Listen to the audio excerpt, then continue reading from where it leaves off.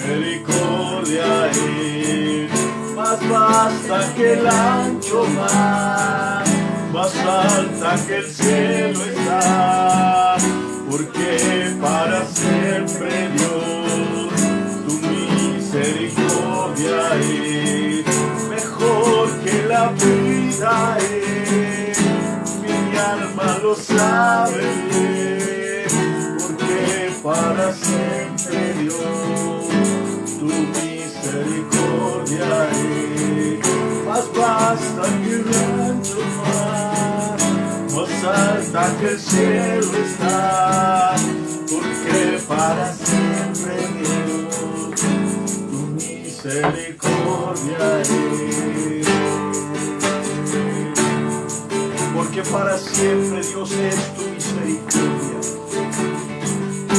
porque para siempre Dios es tu bondad, porque nunca han decaído tus misericordias, porque son nuevas cada mañana. En esta tarde, Señor, de actividades laborales, Padre, y de escuela, te damos gloria y adoración, porque en tu soberanía, Dios, tú has visto, Padre, lo que nosotros hemos vivido y lo que nuestro corazón ha traído a la práctica para servirte, para adorar tu nombre, Señor, sirviéndote a ti, Rey, y al Reino, Dios.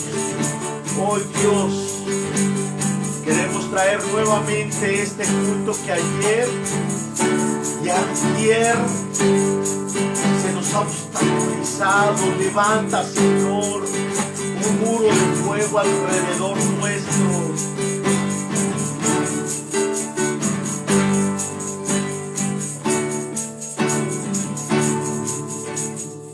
Clamor de guerra, clamor de guerra, clamor de guerra, levantado el Señor.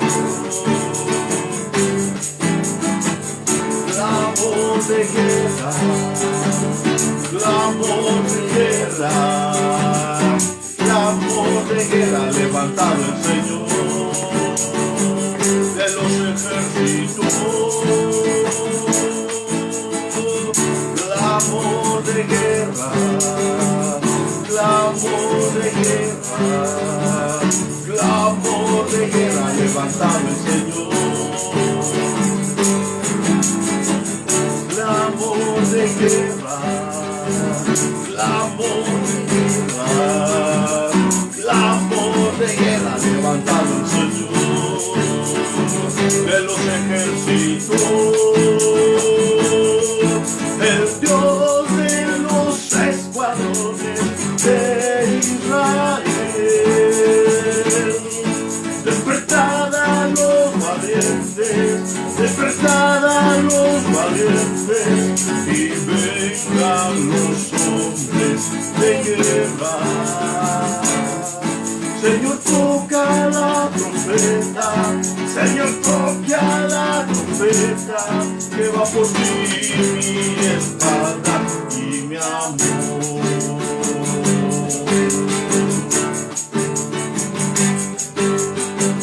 Clamor de guerra, clamor de guerra, clamor de guerra, levantado el Señor. Clamor de guerra, clamor de guerra, clamor de guerra, levantado el Señor de los ejércitos, y el Dios de los escuadrones de Israel. Despertad a los valientes, despertad a los valientes, y vengan los hombres de guerra.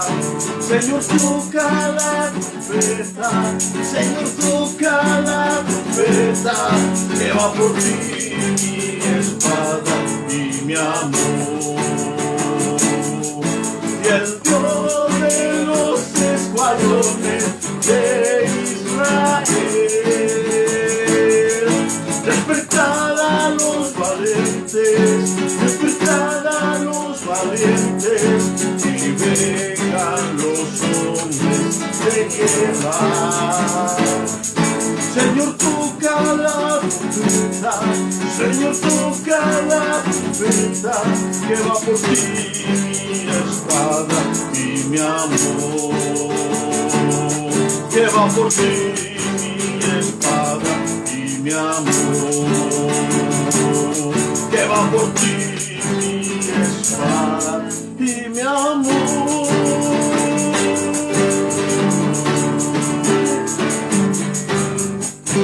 Esta noche, Señor, te damos gracias. Te damos gracias por tu misericordia, Dios. Te damos gracias por tu amor. Te damos gracias por tu bondad. Te damos gracias porque hasta aquí, Señor, va Dios tu mano con nosotros. Gracias. Tú eres Dios en los cielos y Dios en la tierra. Padre, tú tienes cuidado, Señor, de tu pueblo. Tú tienes cuidado de aquellos que han sido comprados con tu sangre y que voluntariamente han dicho, Cristo, te entrego mi vida. En esta tarde, Señor, bendice, Padre, bendice las vidas. Hemos estado orando por todos nuestros hermanos y aún por todos los que no conocemos que se encuentran con COVID. Hay mucha gente, Señor, que está orando. Aun cuando no te conoce quien está enfermo, hay muchos hijos tuyos que están clamando que tú levantes a quienes se encuentran con COVID, Padre Celestial. En el nombre de Jesús, engrandécete. Y también, Señor, hay tantos esposos que, Dios, ayer orábamos, Padre, porque se encuentran en desempleo y que salen a buscarlo y regresan con tristeza. Ábreles puerta, Padre. Tú puedes restablecer la economía sin que intervenga, Señor, la mafia de los Illuminati o la planeación de ese nuevo orden que tanto está afectando. Levanta, provee, Señor, a tu pueblo, provee, Señor, porque también para estos hombres, Señor, que están buscando empleo, para las madres que están buscando empleo, para los jóvenes que están buscando empleo, Dios, a tu nombre y con tu voz, a tu palabra, se levanta la economía o la economía decae, Señor. Pero también dice tu palabra, clama a mí, yo te responderé. Hoy, Dios mío, hoy, Padre, oramos por los esposos que deben de ser sacerdotes en su casa y que han resistido, Señor, el serlo. Padre, en el nombre de Jesús, te pedimos que tú engrandezcas tu nombre y que salves a las familias. En el nombre de Jesús.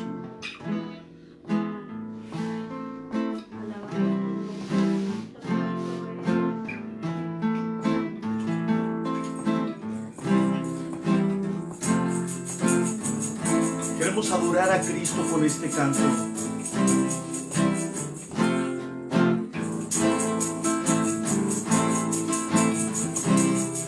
No lo encontramos en español, lo tradujimos de un canto que se llama Santo, Santo es nuestro Dios.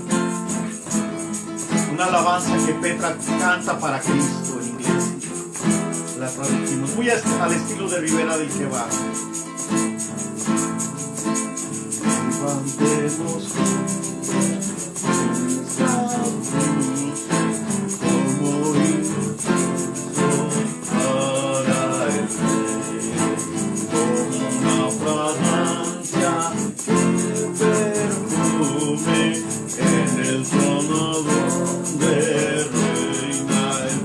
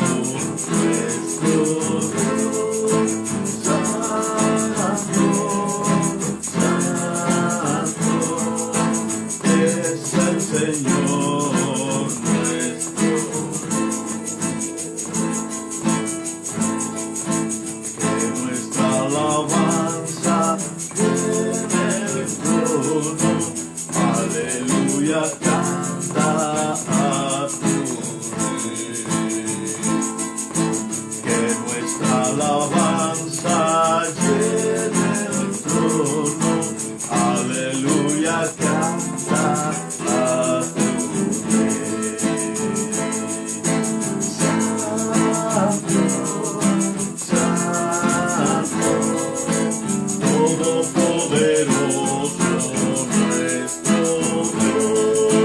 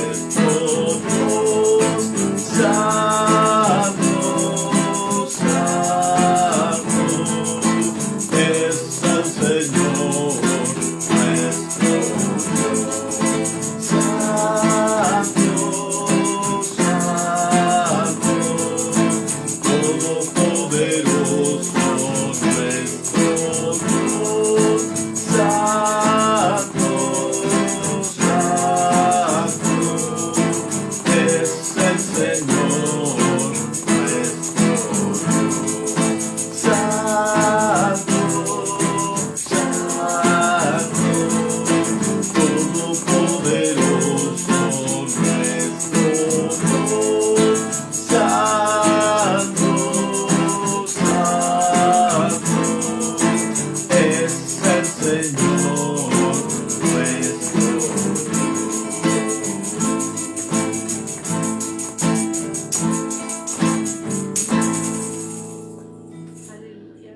Bendito sea tu nombre, Señor. Déjanos encontrar, Padre. Déjanos entregar, déjanos encontrar ese punto en el corazón en el que tú puedas decirle a los ángeles en los cielos: callen, porque la tierra me canta, para adorarte, para entregarte nuestra vida. Por Cristo Jesús. Amén. Iglesia, fíjese que antier y ayer tuvimos un problema y pues un obstáculo o dos obstáculos para poder terminar la transmisión. Por eso, si usted se fija, ni ayer ni antier terminamos, hermanos. Dios nos dio ciertas indicaciones a las que tenemos que obedecer, pero hemos tenido algunos problemas para terminar las transmisiones. Ayer quisimos salir al campo, cambiar un poco el panorama, para llevarle a usted una adoración allá, hermanos, al aire libre, en el santuario más hermoso que podemos encontrar, que es junto a los árboles del campo, levantando manos directamente al cielo sin tener que ver este tejado. Ayer hablábamos acerca de un tema que ha resultado con algunos tonos de polémica: Eros, el asesino confuso de la vida espiritual. Hablábamos en 2 de Reyes capítulo 4 versículo número 18. Se nos habla que en la escuela de los profetas una temporada llegó el hambre a aquejar a toda aquella zona donde Eliseo era el profeta. Y la Biblia en 2 de Reyes capítulo número 4 nos enseña, mis hermanos, amados amigos, todos los que siguen Ribera del Quebar, nos enseña que salió uno de los estudiantes de la escuela a buscar comida para llevar a los demás estudiantes. Y dice la Biblia que no había nada, pero encontró unas frutas muy parecidas a las calabazas silvestres, las cortó, las puso a hervir, hizo un potaje, hizo una sopa, y cuando la entregó a comer a cada uno, incluso él mismo iba a comer, dice que uno de los estudiantes, al momento que la probó, gritó y dijo: hay veneno, hay muerte en esa olla. Entonces el profeta Eliseo tomó una harina que esparció en la olla. Esa harina curó el contenido tóxico que tenían aquellas frutas parecidas a las calabazas, y, mis hermanos, todos pudieron comer sin peligro. Que me sirva este pasaje bíblico, hermanos, usted lo puede leer en su casa, 2 Reyes capítulo 4 versículo 18, que nos sirva esta porción para hacer una metáfora del hambre espiritual y el peligro de comer todo. Mire, cuando nosotros tenemos hambre espiritual, no todo lo que se come o no todo lo que se puede comer se debe de comer. A veces nosotros buscamos alimento donde efectivamente nosotros esperamos encontrarlo. Usted busca alimento en su servidor como su pastor. Algunos otros hermanos que nos siguen también en Ribera del Quebar buscan alimento en donde esperan encontrarlo de parte de su pastor o de parte de algún ministerio en quienes confían. Y cuando nosotros conocemos el ministerio que nos está predicando, no tenemos por qué dudar porque lo conocemos. En el caso de nosotros como remanente, que han conocido estos 2 años y medio con los que hemos estado predicándoles, hermanos, y que saben de la radicalidad con la que les hablamos, pero que también conocen la forma con que abordamos las visitas pastorales, con que aconsejamos, la forma con que exhortamos o en algún momento corregimos alguna conducta. Usted no espera que yo le dé algo dañino. Ahora bien, si usted abre el internet en estos días de nueva convivencia, de nueva normalidad, no todo lo que usted abre en el internet es bueno. Dice John MacArthur que estamos viviendo los tiempos en que los lugares o el lugar más peligroso para un cristiano es una librería cristiana. Mire, mis hermanos, usted, los jóvenes que nos ven, las hermanas que nos ven, yo no creo que una de las hermanas que sea parte del remanente, yo no lo creo, se vaya a ir a un prostíbulo, a un table, a una cantina. A mí no me preocupa eso. A alguno de los hermanos que está viendo la transmisión, tanto del remanente como de otras partes del país o de otras partes del mundo, yo espero, hermanos, yo espero que no se vayan a meter a un lugar de mala muerte, a un lugar donde hay droga, a un lugar que es el picadero, en donde está el inecte para encontrar la droga, al prostíbulo. A mí no me preocupa que usted vaya a esos lugares. A mí me preocupa, hermanos, cuando nosotros confundimos un alimento que no es sano, que es tóxico, que es venenoso, con alimento que es bueno y nutritivo. Allí es donde me preocupa. Por eso MacArthur dice que el lugar más peligroso para un cristiano es una librería cristiana. Hubo otro predicador de renombre que afirmaba que el enemigo más grande del evangelio son los evangélicos. En algunas partes del mundo, el término evangélico se refiere a una secta. Si alguno de mis hermanos que están en otra parte del mundo está viendo esta predicación o la va a ver en un futuro, mis hermanos, aquí en México, evangélicos, cristianos, son parte de la misma iglesia cristiana. No es una secta, solamente es un adjetivo que se le ha dado a la iglesia de Cristo. Hay alimento, hermanos, hay alimento espiritual, pero no todo es bueno.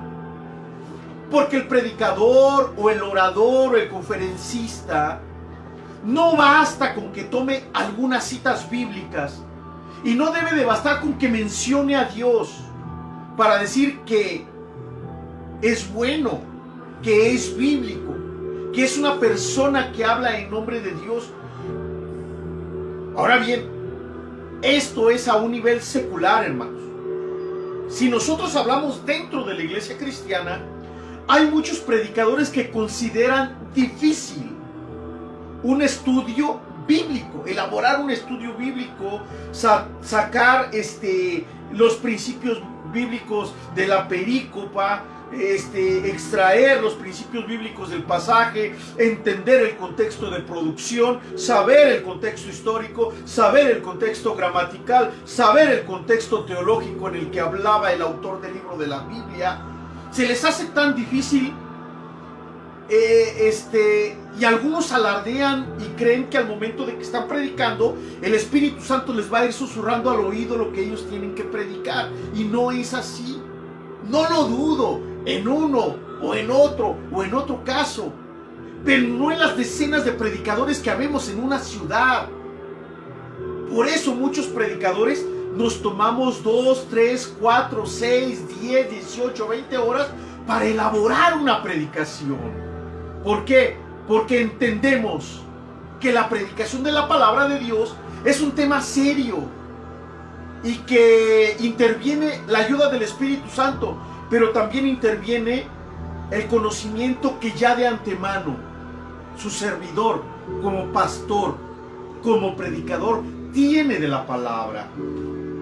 Algunos consideran tan carnal la preparación académica que cuando se va un joven al instituto bíblico dice: yo no necesito, yo todo lo que he aprendido me lo ha enseñado Dios.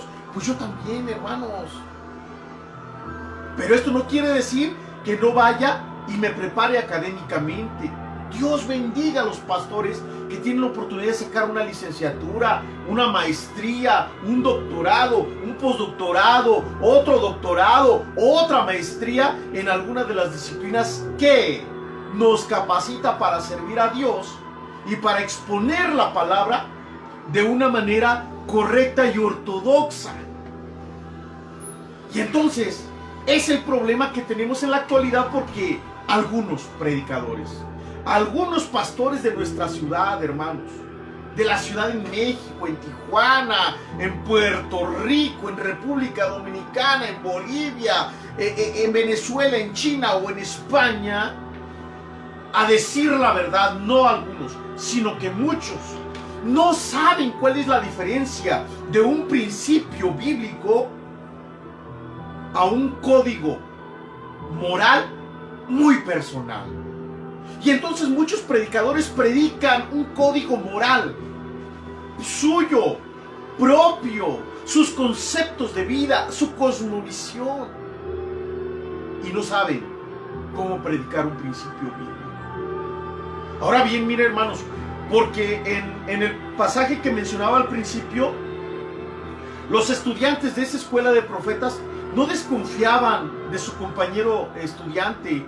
Ellos no creían que les fueran a dar una comida venenosa.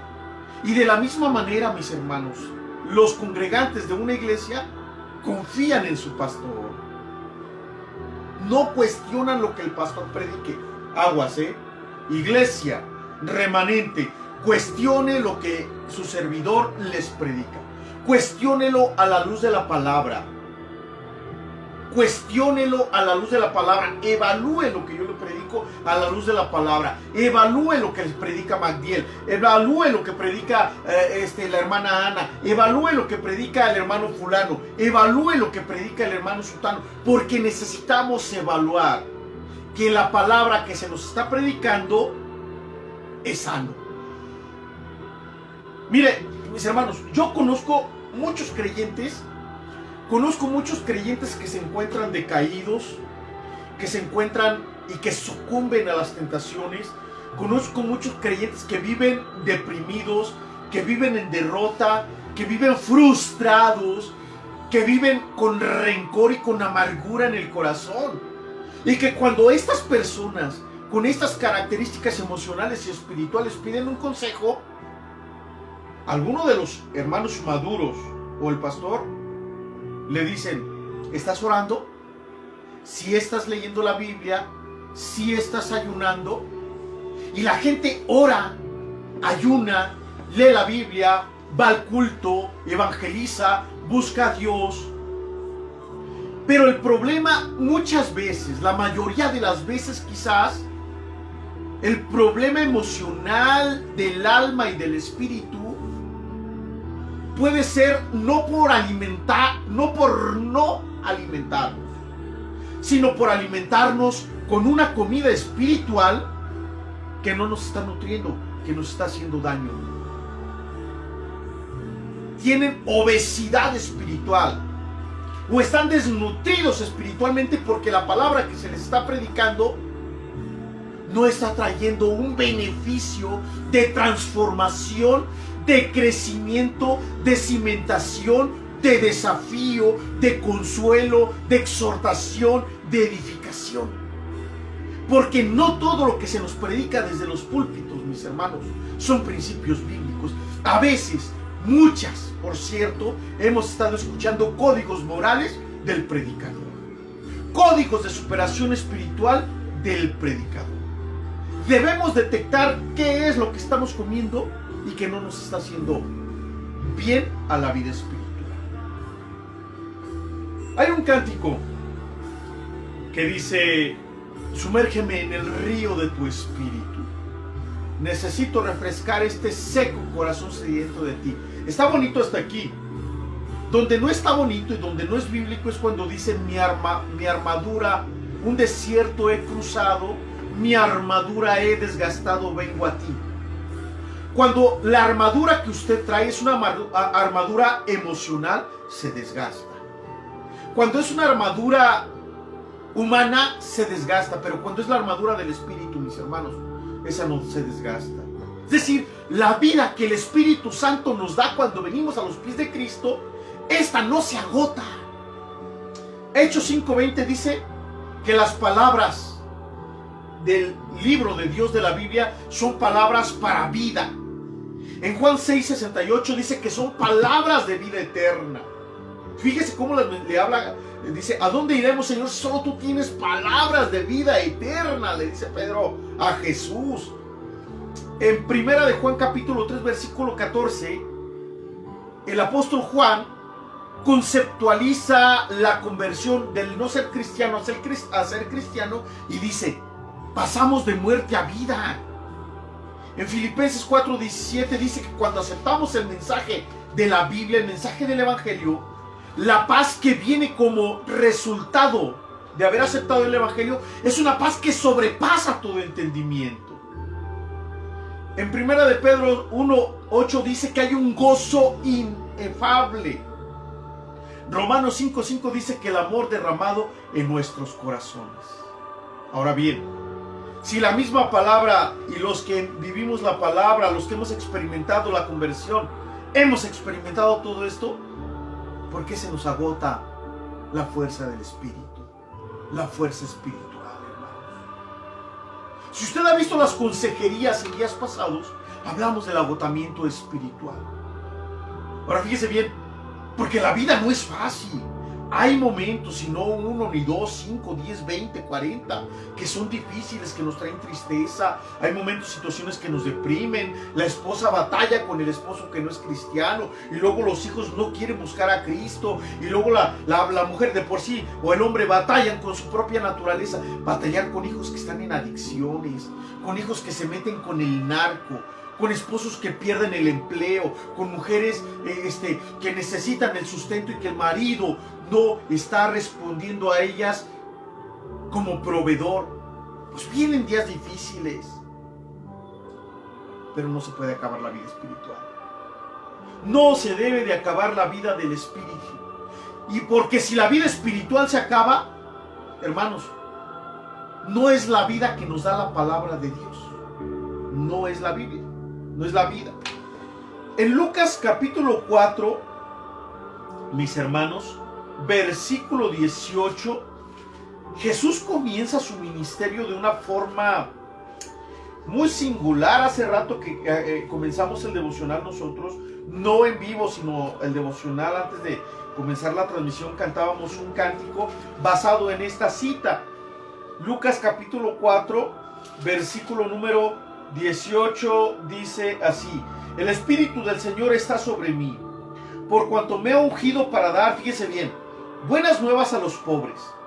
Me ha enviado a sanar a los quebrantados de corazón, a pregonar libertad a los cautivos, vista a los ciegos, a poner en libertad a los oprimidos y a predicar el año agradable del Señor. Eso nos dice Lucas capítulo 4, versículo 18. Jesús vino a liberar de un sistema de agotamiento espiritual.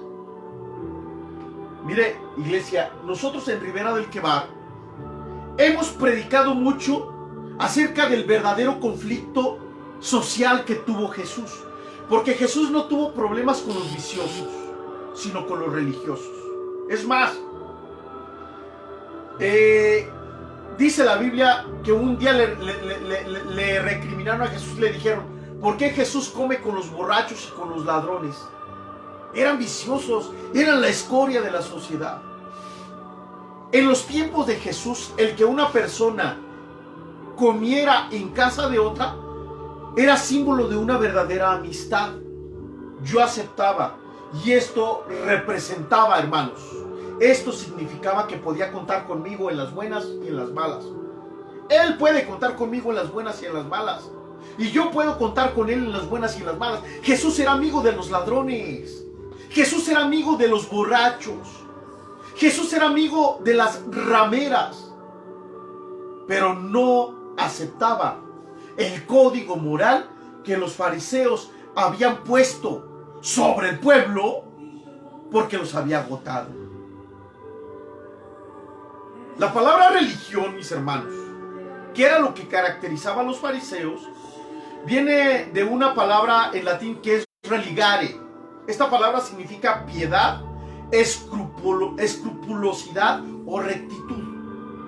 La religión es un estado o es una conducta que expresa el amor hacia Dios y la confianza que se tiene en Dios. Es un esfuerzo por hacer su voluntad. Fíjese bien, es el esfuerzo humano por hacer la voluntad de Dios.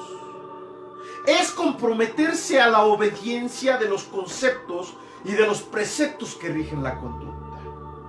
Esa es la religión. Voy a someter mi criterio, voy a someter mi voluntad, voy a someter mis conceptos, porque mi conducta tiene que cambiar. Son rituales, son, escuche bien, fórmulas para acercarse a Dios. ¿Cuál es la razón de los rituales, de las fórmulas, de la obediencia, pisoteando la voluntad? La razón es ser agradables a Dios. ¿Está equivocado este concepto? Sí. Humanamente no, humanamente es bueno. Secularmente es bueno. ¿Cuándo comienza esta equivocación? Esta equivocación comienza en el jardín del Edén. Cuando el hombre y la mujer pecan y desobedecen a Dios, dice la Biblia que Dios decía: Adán, ¿dónde estás? Dice: Dios, responde Adán, es que escuché tu voz, tuve miedo y me escondí. El hombre huye de Dios, mis hermanos. El hombre prefiere hacer un esfuerzo por creer, por aceptar que Dios no existe, para no tener que entregarle cuentas. El hombre busca los graves problemas de concepto de moralidad, de doble moralidad o de hipocresía en las instituciones religiosas para no entregarle cuentas a Dios. Como las niñas pro aborto, por ejemplo, que la iglesia sale a defender a los bebés que están en la pancita de mamá, y las niñas pro aborto con mucha razón dicen: ustedes quieren defender a un bebé en la panza de la mamá, y ustedes de cuántos han abusado sexualmente. ¿Y sabe una cosa? Tienen razón por un lado y por otro. Pero matar al bebé dentro del estómago, dentro de la pancita de su mami, no es la respuesta. Es salirse por la tangente, es evadir la responsabilidad. Entonces, hermanos, el hombre huye de Dios. Cree que Dios está enojado con el hombre. Y entonces el hombre concibe deficiente a Dios. Y aparte, hermanos, que nosotros como papás no ayudamos. Porque la imagen que nuestros hijos tengan de nosotros es la imagen que van a concebir de Dios. Si me conciben como un hombre violento, ellos van a creer: si su padre es violento, el Padre del cielo es violento. Si el Padre terrenal es ausente, el Padre de los cielos es ausente. Si el Padre terrenal es desapegado, Dios en el cielo es desapegado. Si el Padre terrenal no le interesa los procesos, las situaciones o las luchas que tiene el Hijo, el Dios del cielo tampoco se va a interesar. Y estamos equivocados. Nosotros, los padres de familia, hemos, mis hermanos, distorsionado la imagen del Padre del cielo. Nosotros la hemos borrado un concepto sano de la imagen. Por eso, el hijo tiene que sacar buenas calificaciones para congraciarse con papá. Y cuando viene a los pies de Cristo, cree, mis hermanos, que haciendo cosas buenas va a agradar a Dios. Su servidor, hermano, yo tenía que hacer muchas cosas para que mi papá dijera bravo. Tenía que cargar muchos tabiques para que mi papá dijera bravo. Tenía que cargar muchos botes de mezcla y un bulto de cemento y muchas varillas. Y prepararme yo solo 2, 3, 4 bultos de cemento para que mi papá dijera bravo. Y creemos que cuando llegamos a los pies de Cristo, tenemos que hacer muchas cosas, muchos esfuerzos para ganarnos el favor de Dios. Y eso es una mentira del diablo. Porque el diablo es padre de mentira. Hay una confusión de experiencias. En los tiempos bíblicos había 2 palabras para definir amor. 2. Una era la palabra filos. Esta palabra se refiere al amor fraternal. Y la otra es el amor eros. No tiene nada que ver con el amor erótico de un hombre y una mujer. El amor de la pareja no tiene que ver. Va mucho más allá. Porque eros, mis hermanos, era el desear para sí lo más elevado. Desear para sí lo mejor. Desear para sí lo más hermoso. Eros, el amor eros, concibe en la mente de la gente la idea de ser mejores personas. Ahora bien, desde un punto de vista secular, o desde un punto de vista de la superación humana, o desde un punto de vista del humanismo, Eros es el sumo y supremo Dios. Por eso usted puede ver en Facebook algunas imágenes, una particularmente me llama la atención, donde dice que la mejor religión o la religión verdadera es ser mejores personas. Otros dicen que la religión verdadera es ser buenas personas. Ese es el amor eros, hermanos.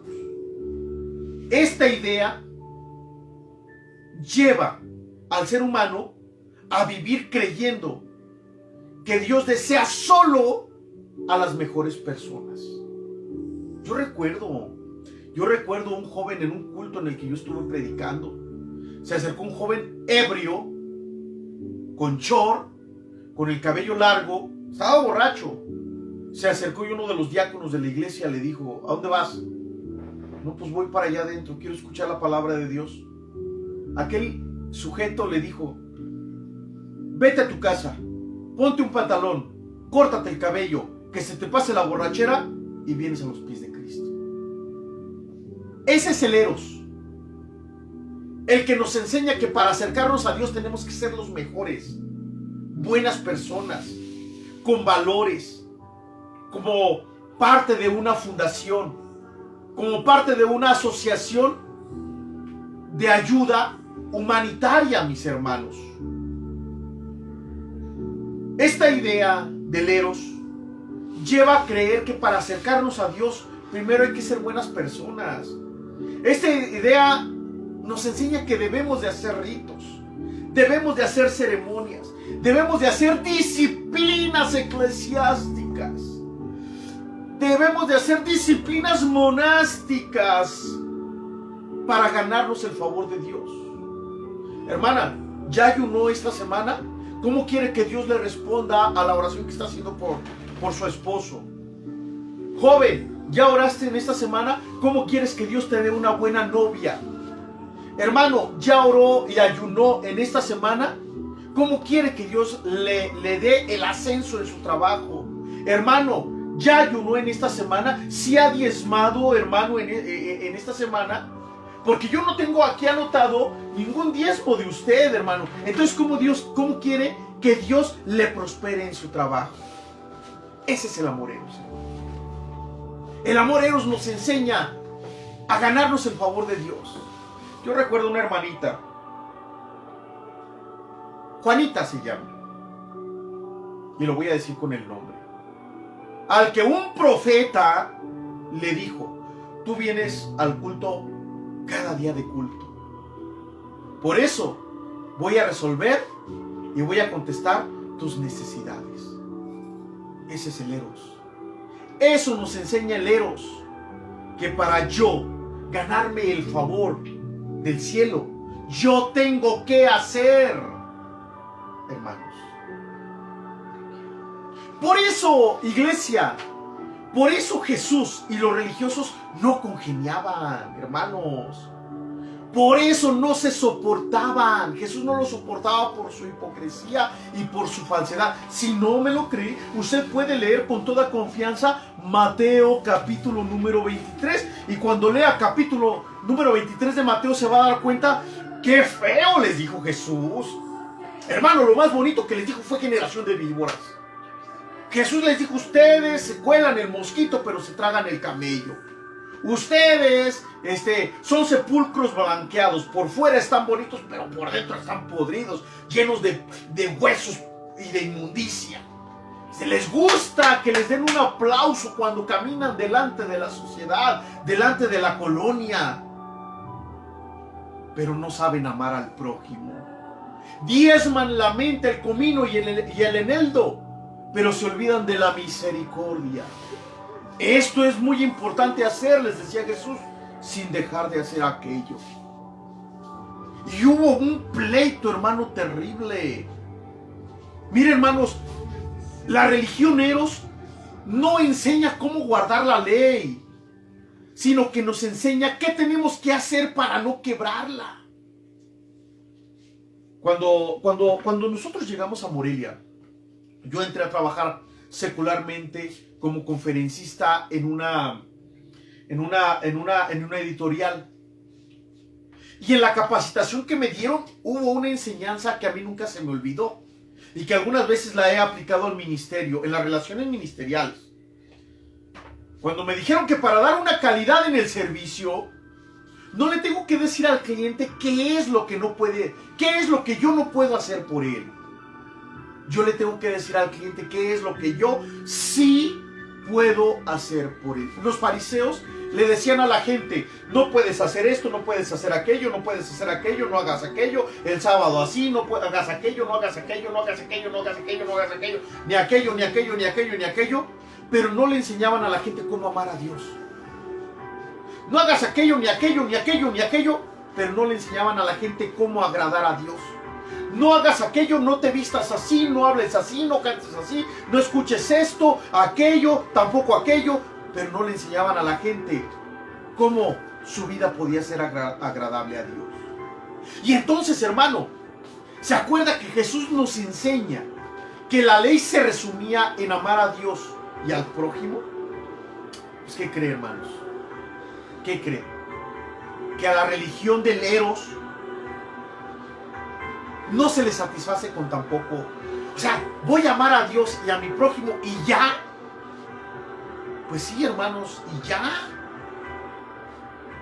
Cuando esto es lo que resume la ley, amar a Dios y al prójimo, cuando se enseña el amor verdadero. Y entonces cuando se enseña el amor verdadero, hermano, se aplica la ley, se vive la ley, se practica la ley y hasta más, hermanos. Porque entonces de pronto aparece Jesús y Jesús dice: porque de tal manera amó Dios al mundo que ha dado a su Hijo unigénito. Y cuando antes había el amor filos y cuando antes había el amor eros, Jesús desciende del corazón de Dios una nueva palabra y un nuevo concepto de amor, que es el amor que viene solamente del corazón de Dios, y es el amor ágape. Y cuando nosotros conocemos el amor ágape, hermanos, entonces podemos entender qué es lo que Pablo enseña cuando la Biblia dice que el amor de Cristo nos constriñe. La religión, el amor eros, ese nos enseña a superarnos. Yo recuerdo, yo asistí a una conferencia para pastores y para líderes, en donde el predicador estaba enseñando cómo ser excelentes para Dios.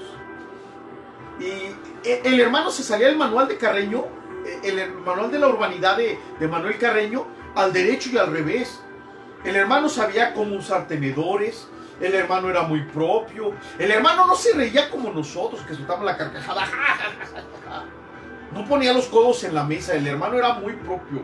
Mire, parece que estamos comiendo con el rey de España, muy, muy propio.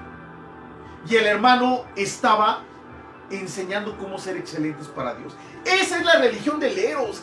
Eso nos enseña el Eros: a ser excelentes, a ser buenas personas, a superarnos como persona, a crecer, a adquirir valores. Funde una asociación donde le dé cobijas a los indigentes. Funde una asociación donde rescate perritos de la calle. Funde una asociación donde ampare a las mujeres que han sido violentadas. ¿Es malo? No, hermanos, desde el punto de vista secular es bueno, es humano, pero es un amor eros, no es el amor que viene del cielo. Y ese amor eros por eso nos agota, porque se nos ha predicado un amor eros, hermanos, y ese amor eros termina asesinando nuestra vida espiritual. Dice un amigo de nosotros, un doctor en historia, dice: me obligan a diezmar. Se nos obligan a diezmar, cuando en el amor de Cristo no solamente podemos dar el diezmo, podemos dar mucho más. Porque el amor ágape, hermano, es elevado, va mucho más allá de eso. ¿Y a poco no es cierto? ¿A poco no es cierto que usted está en los libros de membresía de la iglesia solamente si diezma? ¿A poco no es cierto que usted recibe un cargo en la iglesia, un cargo en la sección, un cargo en la región, un cargo en el distrito y le dan la carta para que se vaya al instituto, solamente al instituto bíblico, solamente si diezma, si va a la escuela dominical, si va a los cultos. Y es entonces donde yo, como pastor, como isumista, como egresado de mi amado Instituto Bíblico Magdiel, es entonces donde yo tengo que preguntar: ¿enseñamos crecimiento espiritual o adoctrinamos a nuestros feligreses? Porque el eros adoctrina. El amor ágape hace que crezcamos en la vida espiritual, porque nos enseña amor, hermanos. Nos obligan a ir a la iglesia. El eros, cuando el ágape no solamente es ir a la iglesia, es mucho más que eso.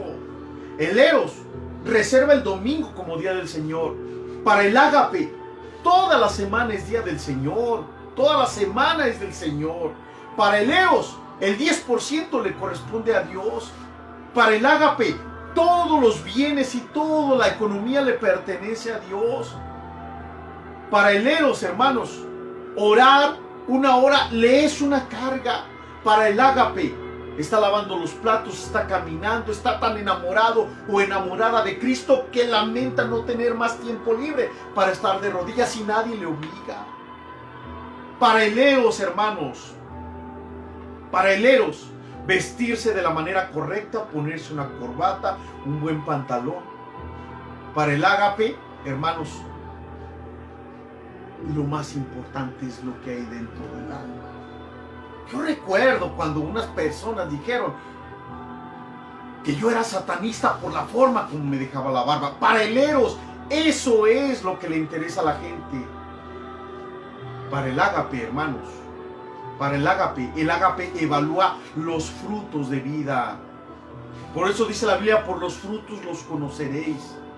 Nos disipulan para leer la Biblia, nos adoctrinan para leer la Biblia, pero no para permitirnos que Dios nos hable. Nos obligan a, tenemos que hacer esto, tenemos que hacer aquello, y si no se hace eso, entonces el predicador hablará el domingo y hablará problemas de conciencia, traerá problemas de conciencia, porque el eros pone reglas de moral, el eros pone sus perspectivas. Pero cuando conocemos el ágape, dice el apóstol Pablo, que el amor de Cristo nos constriñe. Y cuando probamos y experimentamos el ágape predicado en el Evangelio, el ágape derramado en la cruz del Calvario, el ágape derramado en cada gota de sangre de Cristo, el ágape visto en la corona de espinas, el ágape visto en los clavos que atravesaron a Cristo, el ágape sudando gotas de sangre en el jardín del Getsemaní, en el huerto del Getsemaní. Cuando probamos ese ágape, el amor que viene del corazón de Dios, nadie nos obliga. A mí no me obligan a no tomar, a mí no me obligan a hacer esto, a mí no me obligan a hacer prácticas de iglesia, a mí no me obligan a predicar el Evangelio. Hay una convicción interna porque el amor de Cristo nos constriñe. Y es entonces cuando entendemos que el Evangelio, cuando el libro de Dios es el único libro que cuando lo leemos nos da la fuerza para vivir, hermanos. El eros, desde la perspectiva humanista y secular, es excelente. Ser excelente para Dios, porque nos hace disciplinados, porque traemos ayunos, porque son nuestras oraciones. Pero el eros mató al pueblo de Dios y agotó espiritualmente al creyente. Ahora bien, si el eros es esa comida que está lastimando la vida espiritual de tantos creyentes, y a esta comida espiritual que no deberíamos de comer porque el pastor tiene que darnos bien de comer, si a esta comida contaminada le añadimos la inmoralidad y la perversión del corazón, ¿dónde va a terminar el creyente, mis hermanos? Es esto el eros. Es la religión lo que mató al pueblo. Es la práctica, el ascetismo, la autodisciplina la que mató al pueblo en tiempos de Jesús. Por eso dice la Biblia: y al ver las multitudes tuvo compasión de ellas, porque estaban desamparadas y dispersas como ovejas que no tienen pastor. Porque estaban cansadas del eros, porque estaban muertas por el eros, porque estaban lastimadas por el eros, porque la religión y la vida espiritual, la vida religiosa para ellos era una carga, era cargar una piedra. Porque para ellos la religión era pisotear su voluntad, lastimar sus convicciones, destrozar sus criterios. Porque les dijeron, Dios no quiere esto, no quiere aquello, no quiere aquello, no quiere aquello y no quiere aquello, pero no les enseñaron que Dios es amor, que Dios ama. ¿O no nos enseña Mateo 11, capítulo 28 al 30? Dice, venid a mí los que están trabajados y cargados, y yo les haré descansar. Lleven, fíjese, por eso la diferencia, porque el ágape nos da descanso y el eros nos es una carga. Otra vez domingo, otra vez culto, tengo que orar, ¿a poco tengo que apartar mi ofrenda? ¿A poco tengo que evangelizar? ¿A poco tengo yo que hacer esto?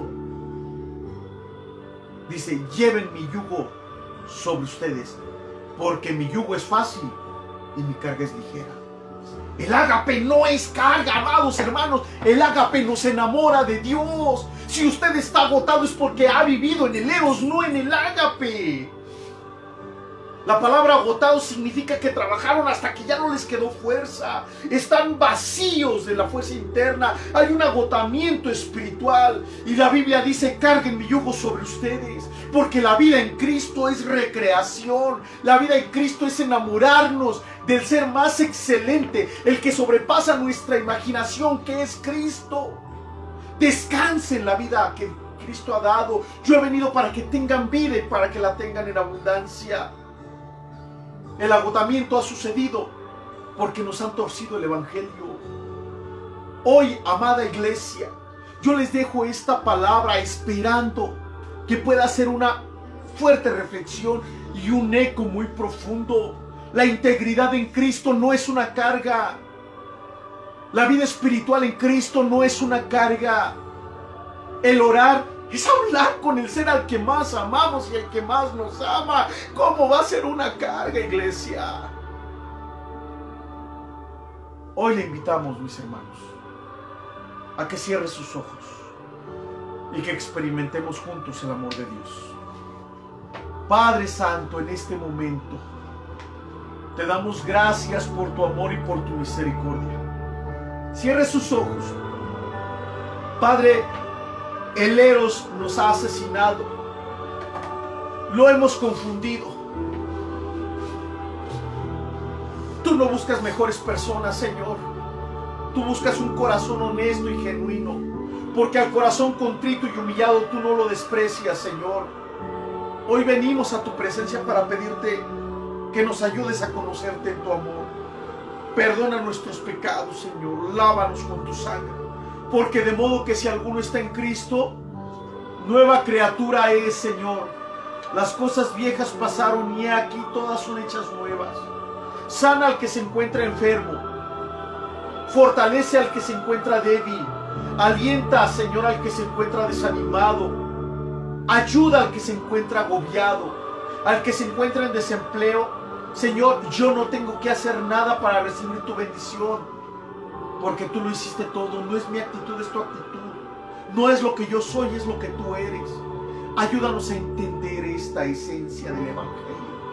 En el nombre de Cristo Jesús, déjanos amarte, enamorarnos de ti sobre todas las cosas, Señor, que se nos vaya la vida sabiendo que el ser más maravilloso es el creador de todas las cosas. Que seas nuestro primer amor, nuestro amor intermedio y nuestro último amor, Padre. Porque tú nos amas. Permite que cada uno de los que escuchan esta predicación puedan sentir un abrazo de parte de tu corazón, Señor. No del eros, porque el eros nos ha lastimado. Del ágape, del amor que viene de ti. En el nombre de Jesús. Amén. Gracias, Señor. Gracias, Señor. Gracias. Iglesia, Dios les bendiga. Le dejamos esta palabra. Les mandamos un abrazo. Buenas noches.